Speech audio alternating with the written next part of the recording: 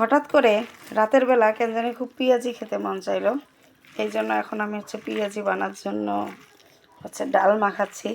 তো আসসালামু আলাইকুম বন্ধুরা, কেমন আছেন সবাই? আমি মনিকা চলে আসলাম আবারও আমার একটি ভিডিও নিয়ে।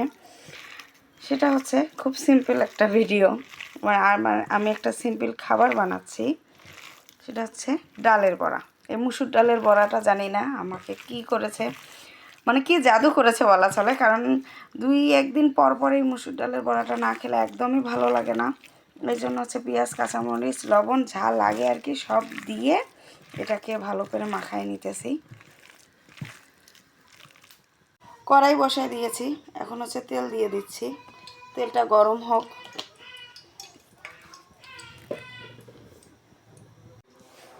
এই যে পেঁয়াজু বানার জন্য এখন তেলে দিব। আজকে একটু ছোট ছোট করে বানাবো, কারণ আমি সব সময় বড়াটা বানাই বড় বড় করে বানাই, কিন্তু ভাবতেছি আজকে একটু ছোট ছোট করে বানাবো। আজকে মরিচের পরিমাণটাও একটু কম দিয়েছি, কারণ আমার ছোটো মেয়ের জন্য, ও আবার বেশি ঝাল খেতে পারে না, ছোট মানুষ।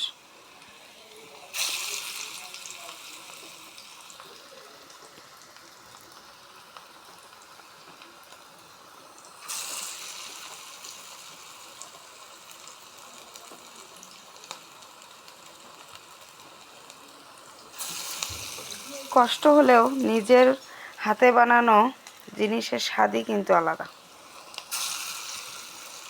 এটাতে অনেক তৃপ্তি আছে।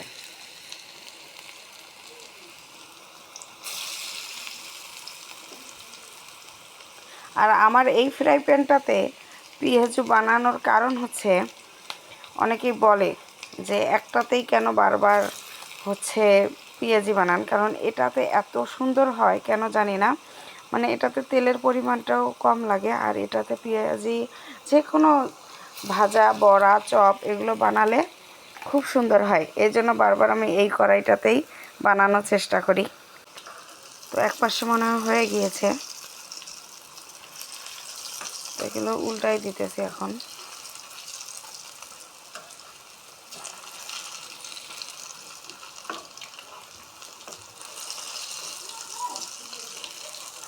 এই যে আসলে এই পেঁয়াজি এত খাই কেন জানি না, তারপরও বারবার খেতে মন চায়।